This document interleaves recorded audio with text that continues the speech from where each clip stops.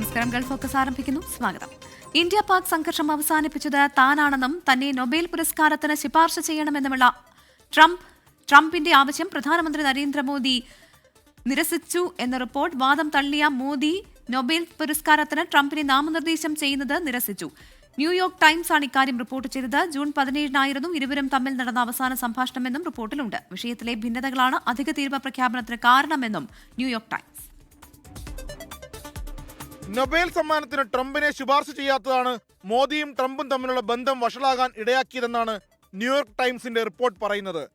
India Pakistan വെടിനിർത്തൽ തന്റെ ശ്രമഫലമായാണ് സാധ്യമായതെന്നും പാകിസ്ഥാൻ തന്നെ നൊബേൽ സമ്മാനത്തിന് ശുപാർശ ചെയ്യാൻ പോവുകയാണെന്നും ഇന്ത്യയും തന്നെ നൊബേൽ സമ്മാനത്തിന് ശുപാർശ ചെയ്യണമെന്നും മോദിയോട് ജൂൺ 17 ഡൊണാൾഡ് ട്രംപ് ഫോണിലൂടെ ആവശ്യപ്പെട്ടുവെന്നാണ് റിപ്പോർട്ട് പറയുന്നത്. എന്നാൽ വെടിനിർത്തൽ സാധ്യമായത് അമേരിക്കൻ ഇടപെടൽ മൂലമല്ലെന്നും ഇന്ത്യയും പാകിസ്ഥാനും നേരിട്ട് പരിഹരിക്കുകയുമായിരുന്നുവെന്ന് മോദി ട്രംപിനോട് പറയുകയായിരുന്നു അത്രേ. ഇതാണ് മോദിയും ട്രംപും തമ്മിലുള്ള ബന്ധം വഷളാക്കിയതെന്നും ട്രംപിന്റെ അധിക തീരുവ പിഴത്തീരുവ പ്രഖ്യാപനങ്ങളിലേക്ക് നയിച്ചതെന്നുമാണ് പത്രം പറയുന്നത്. കാനഡയിൽ G7 രാജ്യങ്ങളുടെ ഉച്ചകോടിയിൽ നിന്നും നേരത്തെ മടങ്ങിയ ട്രംപ് വാഷിംഗ്ടണിലേക്ക് മടങ്ങുമ്പോഴായിരുന്നു 35 മിനിറ്റോളം നീണ്ട സംഭാഷണം നടന്നതെന്ന് പത്രം പറയുന്നു. ഇന്ത്യയിലേക്ക് മടങ്ങുന്നതിന് മുമ്പ് അമേരിക്കയിലേക്ക് വരാനുള്ള ട്രംപിന്റെ ക്ഷണവും മോദി നിരസിച്ചിരുന്നു. ആ സമയത്ത് പാകിസ്ഥാൻ സൈനിക മേധാവി അസിം മുനീറിനെ ട്രംപ് വൈറ്റ് ഹൗസിലേക്ക് ക്ഷണിച്ചിരുന്നതിനാൽ മോദിയെ കൊണ്ട് അസിം മുനീറിനെ ട്രംപ് ഹസ്തദാനം ചെയ്യിക്കുമോ എന്ന് ഇന്ത്യൻ ഉദ്യോഗസ്ഥർ സംശയിച്ചിരുന്നുവെന്നും റിപ്പോർട്ടിലുണ്ട്. വാഷിംഗ്ടണിലെയും ന്യൂഡൽഹിയിലെയും 10-ലധികം പേരുമായി പേര് വെളിപ്പെടുത്തില്ലെന്ന നിബന്ധനയോടെ സംസാരിച്ച് തയ്യാറാക്കിയതാണ് റിപ്പോർട്ട് എന്ന് ന്യൂയോർക്ക് ടൈംസ് പറയുന്നു. ക്വാഡ് ഉച്ചകോടിക്കായി ഈ വർഷം ഇന്ത്യയിലെത്താനുള്ള തീരുമാനം ട്രംപ് റദ്ദാക്കിയതായും ന്യൂയോർക്ക് ടൈംസ് പറയുന്നു. ഇന്ത്യയോ അമേരിക്കയോ ഇതുവരെ ന്യൂയോർക്ക് ടൈംസിന്റെ റിപ്പോർട്ടിലെ പരാമർശങ്ങളെപ്പറ്റി പ്രതികരിച്ചിട്ടില്ല. International desk 24. ഡൊണാൾഡ് ട്രംപ് പ്രഖ്യാപിച്ച ഇറക്കുമതി തീരുവകൾ മിക്കതും നിയമവിരുദ്ധമെന്ന് അമേരിക്കൻ അപ്പീൽ കോടതി വിധി. ഒക്ടോബർ 14 ട്രംപിന് സുപ്രീം കോടതിയെ സമീപിക്കാം. അതുവരെ വിധി പ്രാബല്യത്തിൽ വരില്ല എന്നും കോടതി അറിയിച്ചു. അതേസമയം കോടതി നിരീക്ഷണം തള്ളി പ്രസിഡന്റ് ഡൊണാൾഡ് ട്രംപ് രംഗത്ത് വന്നു.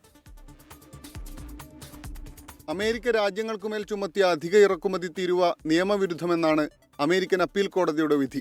അടിയന്തര സാമ്പത്തിക സാഹചര്യത്തിലാണ് താരിഫുകൾ പ്രഖ്യാപിച്ചതെന്ന വാദം തള്ളിയ കോടതി ട്രംപിന് സുപ്രീം കോടതിയെ സമീപിക്കാൻ 14 ദിവസത്തെ സമയം നൽകി. അതുവരെ വിധി പ്രാബല്യത്തിൽ വരില്ലെന്നും കോടതി അറിയിച്ചു.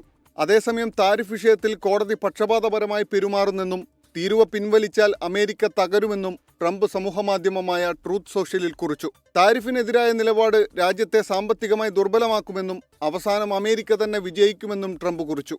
അടിയന്തര സാമ്പത്തിക സാഹചര്യത്തിൽ പ്രസിഡന്റിന് അസാധാരണ അധികാരം നൽകുന്ന നിയമപ്രകാരമാണ് രാജ്യങ്ങൾക്കുമേൽ താരിഫ് ചുമത്തിയതെന്ന് ട്രംപ് കോടതിയെ അറിയിച്ചെങ്കിലും ഇത്തരത്തിൽ താരിഫ് ചുമത്താൻ പ്രസിഡന്റിന് അധികാരമില്ലെന്നാണ് കോടതി പറഞ്ഞത്. നിയമം നിർമ്മിക്കാനുള്ള അധികാരം അമേരിക്കൻ കോൺഗ്രസിനാണെന്നും കോടതി ചൂണ്ടിക്കാട്ടി. അമേരിക്കൻ കമ്പനികളെയും രാജ്യത്തെ തൊഴിലാളികളെയും പിന്തുണയ്ക്കുന്നതിനു വേണ്ടിയാണ് താരിഫ് ചുമത്തിയതെന്ന് ട്രംപിന്റെ ന്യായീകരണം. എന്നാൽ താരിഫ് ചുമത്തിയത് നിയമവിരുദ്ധമാണെന്ന് മെയ് മാസം തന്നെ അന്താരാഷ്ട്ര വാണിജ്യ കോടതി പ്രഖ്യാപിച്ചിരുന്നു. News desk 24. ഷാങ്ഹായ് ഉച്ചകോടിയിൽ പങ്കെടുക്കുന്നതിനായി പ്രധാനമന്ത്രി നരേന്ദ്രമോദി ചൈനയിലെത്തി. നാളെ ചൈനീസ് പ്രസിഡന്റ് ഷീ ജിൻപിങ്ങുമായി കൂടിക്കാഴ്ച നടത്തും. കൂടിക്കാഴ്ച ലോകരാഷ്ട്രീയത്തിൽ ഏറെ നിർണായകമാണ്.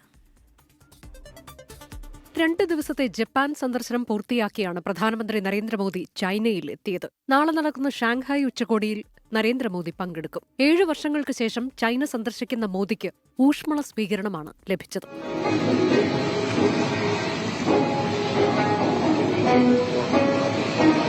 ഷാങ്ഹായ് ഉച്ചകോടിക്കിടെ 2 റൗണ്ട് ഉഭയകക്ഷി ചർച്ചകൾ ഇന്ത്യയും ചൈനയും തമ്മിൽ നടക്കും. അമേരിക്കയുമായി താരിഫ് തർക്കം തീർക്കാൻ ഇന്ത്യ പ്രത്യേക ചർച്ച ഇതുവരെ നിശ്ചയിച്ചിട്ടില്ല. എന്നാൽ രാഷ്ട്രത്തലവന്മാരുടെ കൂടിക്കാഴ്ചകളിൽ വിഷയം ഉയർന്നുവരുമെന്നത് ഉറപ്പാണ്. ഡൊണാൾഡ് ട്രംപ് ഉയർത്തുന്ന താരിഫ് ഭീഷണികളെ പരസ്യമായി വെല്ലുവിളിക്കുന്ന നിലയിലേക്ക് ഇന്ത്യ, റഷ്യ, ചൈന സഖ്യം വളരുമോ എന്നാണ് ലോകം ഉറ്റുനോക്കുന്നത്. നേരത്തെ ചൈനീസ് വിദേശകാര്യമന്ത്രി വാങ് യിയുടെ ഇന്ത്യൻ സന്ദർശനത്തിന് പിന്നാലെ ഇരു രാജ്യങ്ങൾക്കുമിടയിലെ മഞ്ഞുരുകൾ തുടങ്ങിയിരുന്നു. ജപ്പാൻ സന്ദർശനത്തിനിടെ 16 പ്രവിശ്യകളിലെ ഗവർണർമാരും മോദിയുമായി കൂടിക്കാഴ്ച നടത്തി. പ്രധാനമന്ത്രി ഷിഗേരു ഇഷിബയ്ക്കൊപ്പം അതിവേഗ ട്രെയിനിൽ സെൻഡായ് നഗരത്തിലേക്ക് നരേന്ദ്രമോദി യാത്ര ചെയ്തു. ജപ്പാൻ സന്ദർശനം വിജയകരമായിരുന്നുവെന്ന് കൂടിക്കാഴ്ചയ്ക്ക് ശേഷം നരേന്ദ്രമോദി ട്വിറ്ററിൽ കുറിച്ചു. 24 ഡൽഹി. ദുബായിൽ വേനൽ ചൂടിന് ആശ്വാസമായി തൊഴിലാളികൾക്ക് തണുത്ത വെള്ളം, ജ്യൂസുകൾ, ഐസ്ക്രീമുകൾ, ലഘുഭക്ഷണങ്ങൾ എന്നിവ സൗജന്യമായി വിതരണം ചെയ്യുന്ന ഫ്രിഡ്ജ് അൽഫറീജ് പദ്ധതി വൻ വിജയം. ദുബായ് താമസ കുടിയേറ്റ വകുപ്പാണ് പദ്ധതി നടപ്പിലാക്കുന്നത്. Mohammed bin Rashid Al Maktoum global initiatives, Furjan Dubai, Taqdeer award committee എന്നിവയുടെ സഹകരണത്തോടെയാണ് GDRFA പദ്ധതി നടപ്പാക്കുന്നത്. വേനൽ ചൂടിൽ തൊഴിലാളികൾ നേരിടുന്ന നിർജ്ജലീകരണവും ആരോഗ്യ പ്രശ്നങ്ങളും കുറയ്ക്കുക എന്ന ലക്ഷ്യത്തോടെ നടപ്പാക്കിയ പദ്ധതി ഇത്തവണ 19,000-ലധികം തൊഴിലാളികൾക്കാണ് ആശ്വാസമായത്. പ്രത്യേകം ശീതീകരിച്ച വാഹനങ്ങളിലൂടെ ദുബായിലെ വിവിധ തൊഴിൽ മേഖലകളിൽ GDRFAയിലെ മുതിർന്ന ഉദ്യോഗസ്ഥരടക്കം നേരിട്ടെത്തിയാണ് തൊഴിലാളികൾക്ക് ഈ സൗജന്യ സാധനങ്ങൾ വിതരണം ചെയ്തത്. സമൂഹത്തിൽ ഐക്യവും സഹാനുഭൂതിയും വളർത്തുന്ന ഒരു മാതൃകയാണ് പദ്ധതിയെന്ന് GDRFA അധികൃതർ വ്യക്തമാക്കി. തൊഴിലാളികളുടെ ക്ഷേമത്തിനാണ് ദുബായിയുടെ പ്രധാന പരിഗണന എന്നും അധികൃതർ കൂട്ടിച്ചേർത്തു. അൽബർഷ സൗത്ത്, അർജാൻ, ദുബായ് സൗത്ത് തുടങ്ങിയ നിർമ്മാണ മേഖലകളിലാണ് പദ്ധതി വ്യാപകമായി നടപ്പാക്കിയത്. 24 ദുബായ്.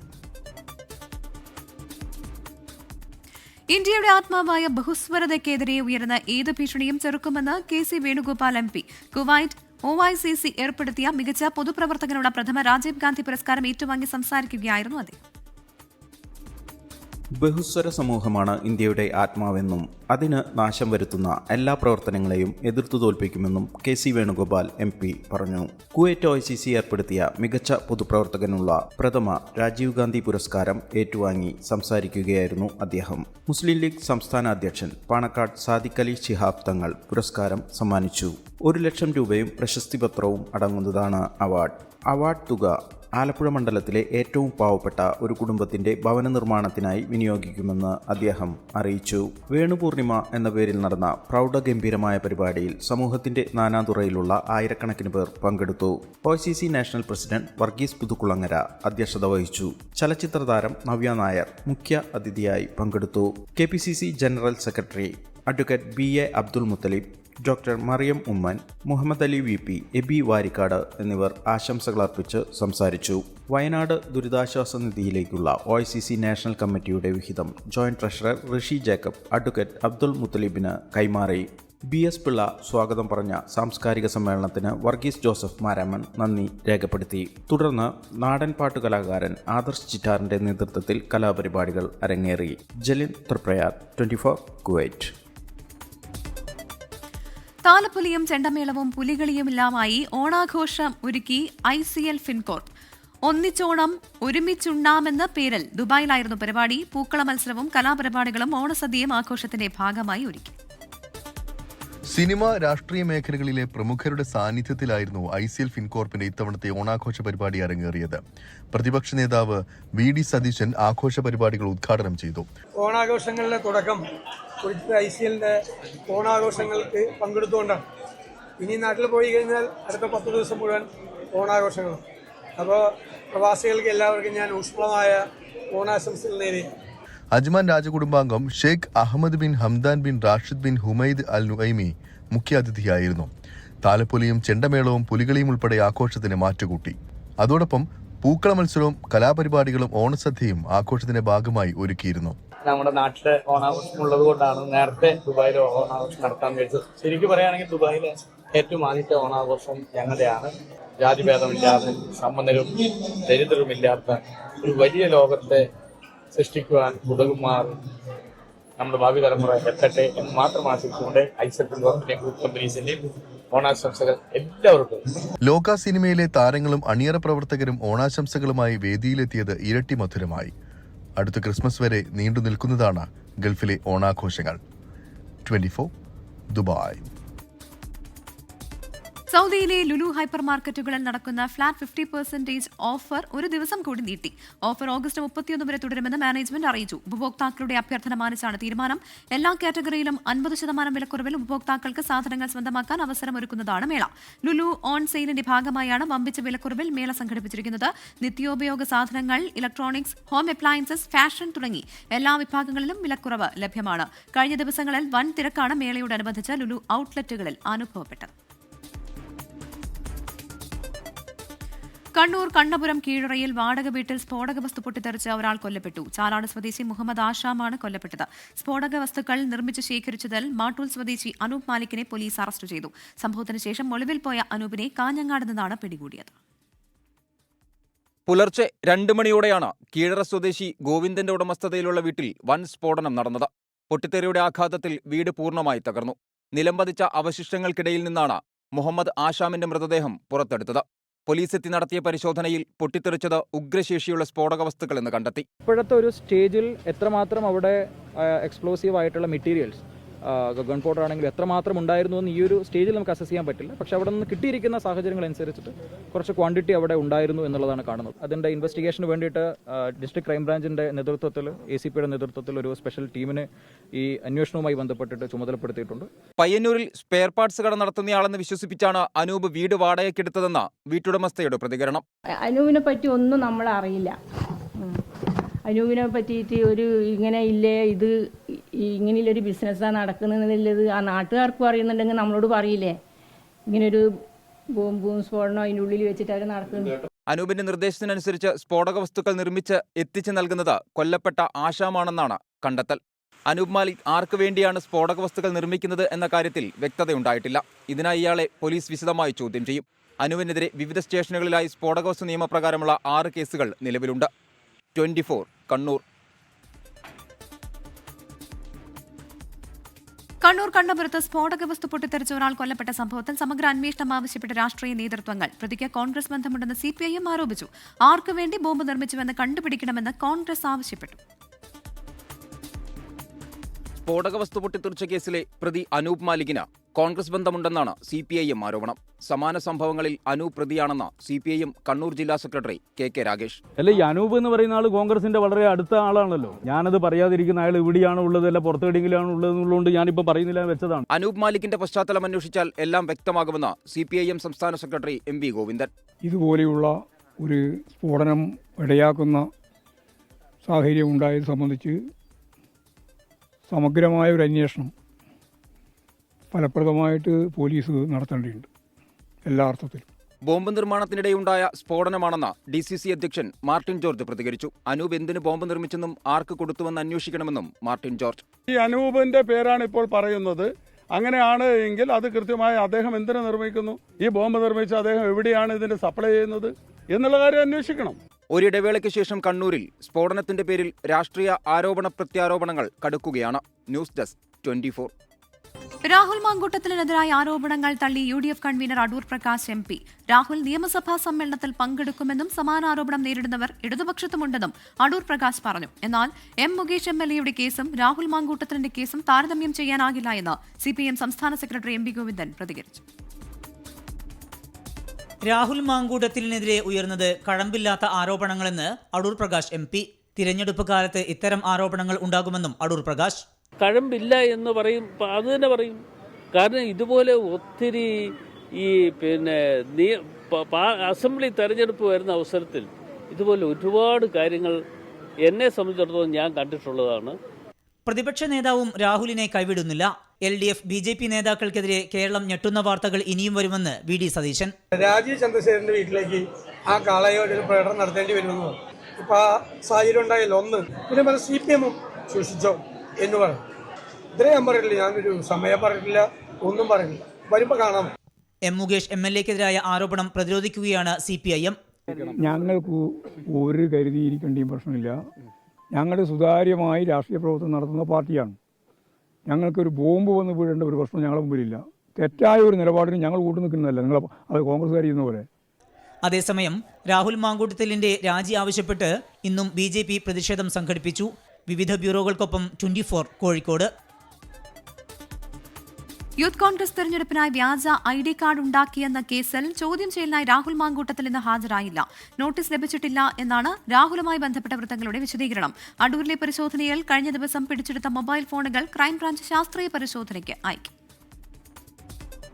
യൂത്ത് കോൺഗ്രസ് തെരഞ്ഞെടുപ്പിൽ വ്യാജ തിരിച്ചറിയൽ കാർഡ് നിർമ്മിച്ച കേസിലെ പ്രതികളുടെ ഫോണിൽ നിന്ന് ലഭിച്ച ശബ്ദരേഖയിൽ രാഹുലിന്റെ പേര് പരാമർശിച്ചതോടെയാണ് വീണ്ടും ചോദ്യം ചെയ്യാൻ ക്രൈംബ്രാഞ്ച് തീരുമാനിച്ചിരുന്നത്. ഇന്ന് രാവിലെ 10-ന് തിരുവനന്തപുരത്തെ ഓഫീസിലെത്താനായിരുന്നു അന്വേഷണ സംഘം ആവശ്യപ്പെട്ടത്.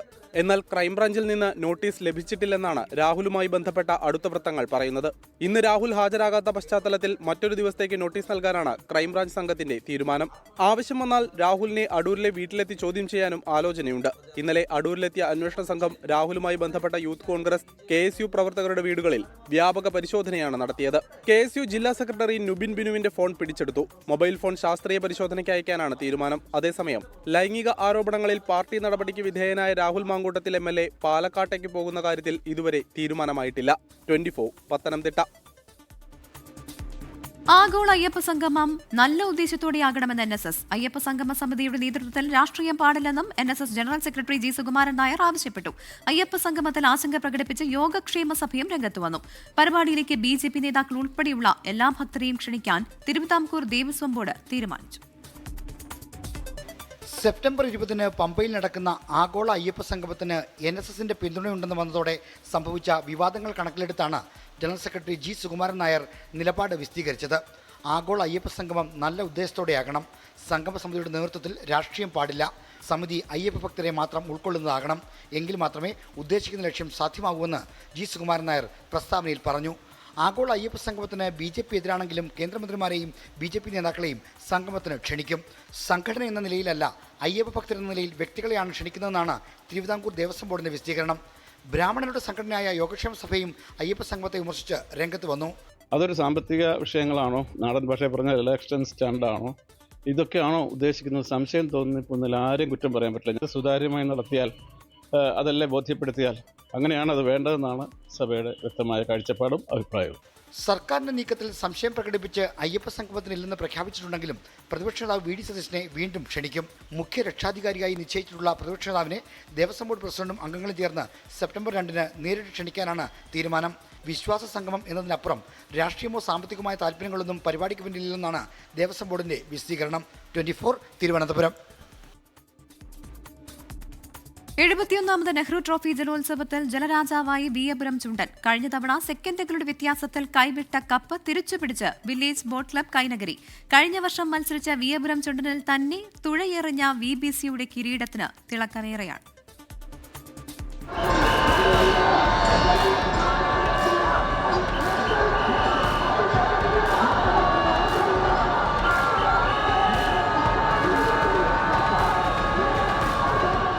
സെക്കൻഡിന്റെ വില ഏറ്റവും അധികം മനസ്സിലാക്കിയ ടീമാണ് വില്ലേജ് ബോട്ട് ക്ലബ് കൈനഗരി.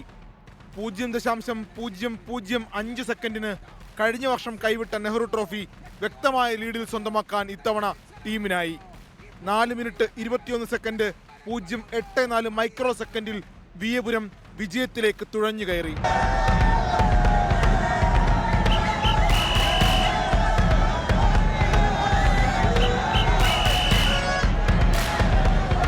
ആയിരത്തി 1986-87 വർഷങ്ങളിൽ നെഹ്റു ട്രോഫി നേടിയ ടീം 1988 ശേഷം മത്സരരംഗത്തു നിന്ന് പിന്മാറുകയായിരുന്നു.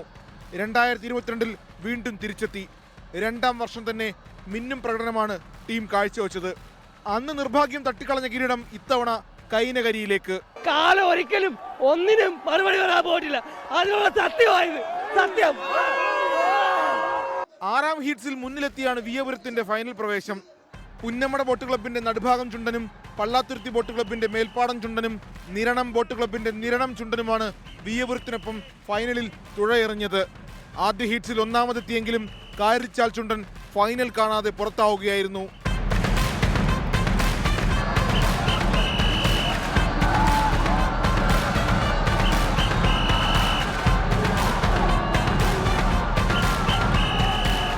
News desk 24. ശസ്ത്രക്രിയയ്ക്കിടെ യുവതിയുടെ നെഞ്ചിൽ ഗൈഡ് വയർ കുടുങ്ങിയ സംഭവത്തിൽ വിശദ പരിശോധനയ്ക്ക് ആരോഗ്യവകുപ്പ്. മെഡിക്കൽ സംഘം യുവതിയെ ഉടൻ പരിശോധിച്ചേക്കും. വീണ്ടും ശസ്ത്രക്രിയ നടത്തുന്ന കാര്യത്തിൽ അന്തിമ തീരുമാനമെടുക്കും. 24 ആണ് കടുത്ത അനാസ്ഥയുടെ വാർത്ത പുറത്തു കൊണ്ടുവന്നത്. ആരോഗ്യവകുപ്പ് ഡയറക്ടർക്ക് സുമയ്യ നൽകിയ പരാതിയിൽ 4 ദിവസത്തിനകം നടപടി ഉണ്ടാകുമെന്നാണ് ഉറപ്പ്. പോലീസ് കേസെടുത്തതോടെ ചികിത്സാ പിഴവിന് ഡോക്ടർക്കെതിരെ ആരോഗ്യവകുപ്പിനും നടപടിയെടുക്കേണ്ടി വരും. ഉന്നത മെഡിക്കൽ സംഘം യുവതിയെ പരിശോധിച്ച ശേഷമായിരിക്കും വീണ്ടും ശസ്ത്രക്രിയ നടത്തുന്നതിൽ അന്തിമ തീരുമാനമെടുക്കുക. അതിനിടെ ഗൈഡ് വയർ ഉള്ളിൽ കിടന്നാലും കുഴപ്പമില്ലെന്ന ശ്രീചിത്രയുടെ റിപ്പോർട്ട് ഡോക്ടറെ സംരക്ഷിക്കാൻ വേണ്ടിയായിരുന്നുവെന്നാണ് ഉയരുന്ന ആക്ഷേപം. വിദഗ്ധ സമിതിയെ നേരത്തെ തന്നെ നിയോഗിച്ചുവെന്ന ആരോഗ്യവകുപ്പ് അവകാശപ്പെടുമ്പോഴും നടപടിക്രമങ്ങൾ പാലിക്കാതെ ശ്രീചിത്രയിൽ നിന്ന് റിപ്പോർട്ട് നൽകിയെന്നാണ് വിവരം. ഡോക്ടർക്കെതിരെ കന്റോൺമെന്റ് പോലീസ് രജിസ്റ്റർ ചെയ്ത കേസിൽ വിശദമായ മൊഴി രേഖപ്പെടുത്തും. ആരോപണ വിധേയനെ വിളിച്ചു വരുത്തി ചോദ്യം ചെയ്യാനും ആലോചിക്കുന്നുണ്ട്. 24 തിരുവനന്തപുരം. മണ്ണുത്തി കാർഷിക സർവകലാശാലയിലെ ധനപ്രതിസന്ധി മറികടക്കാൻ വിദ്യാർത്ഥികളുടെ ഫീസ് കുത്തനെ ഉയർത്തിയ നടപടിക്കെതിരെ SFIയുടെ പ്രതിഷേധം. സർവകലാശാല ജനറൽ കൌൺസിലിൽ നടന്ന ഹാളിലേക്ക് SFI പ്രവർത്തകർ ഇരച്ചു കയറി. കൌൺസിൽ ഹാളിൽ പ്രവർത്തകർ പ്രതിഷേധിച്ചതോടെ ജനറൽ കൌൺസിൽ നിർത്തിവെച്ചു. ഫീസ് വർധന പുനഃപരിശോധിക്കാമെന്ന ഉറപ്പിന്മേലാണ് സമരം അവസാനിപ്പിച്ചത്.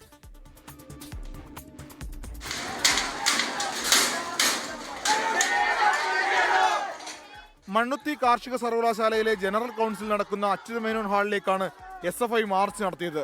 പോലീസ് സുരക്ഷ മറികടന്ന് SFI പ്രവർത്തകർ ജനറൽ കൌൺസിൽ ഹാളിലേക്ക് ഇരച്ചു കയറി. വിദ്യാർത്ഥി പ്രതിഷേധം കടുത്തോടെ ജനറൽ കൌൺസിൽ നിർത്തിവെച്ചു. SFIയുമായി സർവകലാശാല അധികൃതർ നടത്തിയ ചർച്ചയെ തുടർന്നാണ് സമരം പിൻവലിച്ചത്. ഈ ഫീസ് വർധനവ് ഇനി ഈ കാർഷിക സർവകലാശാലയിൽ ആലോചിക്കുന്നുണ്ടെങ്കിൽ അത് വിദ്യാർത്ഥി പ്രസ്ഥാനമായ SFIയോട് ആലോചിച്ചിട്ട് മാത്രമേ തീരുമാനിക്കൂ എന്നുള്ളതാണ് ഈ യോഗത്തിന്റെ ഭാഗമായി തീരുമാനിച്ചിട്ടുള്ളത്. കടുത്ത സാമ്പത്തിക പ്രതിസന്ധിയിലൂടെ നീങ്ങുന്ന കാർഷിക സർവകലാശാല ആഭ്യന്തര വരുമാനം വർദ്ധിപ്പിക്കുന്നതിന്റെ ഭാഗമായാണ് സെമസ്റ്റർ ഫീസ് ഇരട്ടിയിലധികം ഉയർത്തുന്നത്. 24 തൃശൂർ. ഹരിയാനയിൽ നിന്ന് പിടിയിലായ നൈജീരിയൻ ലഹരി മാഫിയ സംഘത്തെ ചോദ്യം ചെയ്ത് കേന്ദ്ര ഇന്റലിജൻസ് ബ്യൂറോ. നൈജീരിയൻ വിഘടനവാദികളാണ് ഇന്ത്യയിൽ വിസ ഇല്ലാതെ വർഷങ്ങളായി ലഹരി ഇടപാട് നടത്തുന്നതെന്ന് കണ്ടെത്തിയതായി സൂചന. 24 എക്സ്ക്ലൂസീവ്. നൈജീരിയയിൽ നിന്നും ഇന്ത്യയിലെത്തി രാസലഹരി വിൽപ്പന വ്യാപകമാക്കുന്ന സംഘത്തിലെ 3 പേരെയും കേന്ദ്ര ഇന്റലിജൻസ് ബ്യൂറോ ചോദ്യം ചെയ്തു. ഹൈദരാബാദിൽ നിന്നും കോഴിക്കോടെത്തി IBയുടെ നർക്കോട്ടിക് വിദഗ്ധ സംഘമാണ് വിശദമായി 3 നൈജീരിയക്കാരെയും ചോദ്യം ചെയ്തത്. കോഴിക്കോട് സിറ്റി പോലീസ് ഹരിയാനയിൽ പോയി പിടികൂടിയ നൈജീരിയൻ സംഘം ഇന്ത്യൻ യുവത്വത്തെ ശിഥിലീകരിക്കാനുള്ള അന്താരാഷ്ട്ര മയക്കുമരുന്ന് മാഫിയ സംഘത്തിന്റെ ഭാഗമാണ് എന്നതാണ് സൂചന. IBയുടെ ചോദ്യം ചെയ്യലിൽ പ്രതികൾ നൈജീരിയയിലെ വിഘടനവാദികളാണെന്ന് കണ്ടെത്തിയതായും സൂചനയുണ്ട്. വിസയില്ലാതെ ഇന്ത്യയിലേക്ക് നുഴഞ്ഞു കയറി വർഷങ്ങളായി ഇവിടെ കഴിയുന്നവരെക്കുറിച്ച് FRROയും അന്വേഷണം ആരംഭിച്ചു കഴിഞ്ഞു. കോഴിക്കോട് സിറ്റി പോലീസ് പ്രതികളുടെ വിശദവിവരങ്ങളെല്ലാം കേന്ദ്ര ഏജൻസിയായ FRROയ്ക്ക് കൈമാറി കഴിഞ്ഞിട്ടുണ്ട്. ഏതായാലും രാജ്യാന്തര പ്രാധാന്യമുള്ള ഒരു മയക്കുമരുന്ന് കേസായി കോഴിക്കോട് ടൗൺ പോലീസ് പിടികൂടിയ ഈ കേസ് മാറുകയാണ്. ദീപക് ധർമ്മടം, 24 കോഴിക്കോട്. ഓണവിപണി കീഴടക്കി സെപ്ലൈകോ. 5 ദിവസം കൊണ്ട് ലഭിച്ചത് 73 കോടി രൂപയുടെ വിറ്റുവരവ്. ഓണത്തോടനുബന്ധിച്ചുള്ള ജില്ലാ ഫെയറുകളിൽ നിന്ന് മാത്രമുള്ള വിറ്റുവരവ് 2 കോടിയിലധികം. ഈ മാസം ആകെ 42 ലക്ഷം ഉപഭോക്താക്കൾ സെപ്ലൈകോയെ ആശ്രയിച്ചു. ഇന്നലെ ഒറ്റ ദിവസം കൊണ്ട് 17 കോടി രൂപയുമായി ചരിത്രത്തിലെ ഏറ്റവും വലിയ പ്രതിദിന വരുമാനം സപ്ലൈകോ സ്വന്തമാക്കി. ഇന്ന് 5 മണിവരെ 15.04 കോടി രൂപയുടെ വിൽപ്പന നടന്നു. ഓണം ഫെയർ ആരംഭിച്ച 25 മുതൽ 29 വരെ സപ്ലൈകോ നേടിയത് 73 കോടിയിലധികം രൂപയുടെ വിറ്റുവരവ്. ജില്ലാ ഫെയറുകളിൽ നിന്ന് മാത്രമുള്ള വിറ്റുവരവ് 2 കോടിയിലധികമാണ്. ഈ മാസത്തെ ആകെ വിൽപ്പന 280.08 കോടിയാണ്. സപ്ലൈകോ ഉപഭോക്താക്കളുടെ എണ്ണത്തിലും കാര്യമായ വർധനയുണ്ട്. ഈ മാസം സപ്ലൈകോ സന്ദർശിച്ച ഉപഭോക്താക്കളുടെ എണ്ണം 43.47 ലക്ഷത്തിലെത്തി. സെപ്റ്റംബർ 4 വരെ സപ്ലൈകോ ഓണച്ചന്തകൾ പ്രവർത്തിക്കും. സപ്ലൈകോ വിൽപ്പനശാലകളും ഓണച്ചന്തകളും നാളെയും ഉത്രാട ദിനത്തിലും തുറന്നു പ്രവർത്തിക്കാനും തീരുമാനമായി. ഓണവിപണിയിലെ തിരക്കും ഉപഭോക്താക്കളുടെ സൗകര്യവും കണക്കിലെടുത്താണ് ക്രമീകരണം. നാളെ റേഷൻ കടകൾക്കും പ്രവൃത്തി ദിനമായിരിക്കും. ഓണം പ്രമാണിച്ചാണ് അവധി ദിനത്തിലും റേഷൻ കടകൾ തുറക്കുന്നത്. തിങ്കളാഴ്ച തുറക്കില്ല. ഈ മാസത്തെ റേഷൻ വിതരണം നാളെ അവസാനിക്കും. 24 കൊച്ചി. ഫോക്കസ് പൂർണ്ണമാകുന്നു. Good night.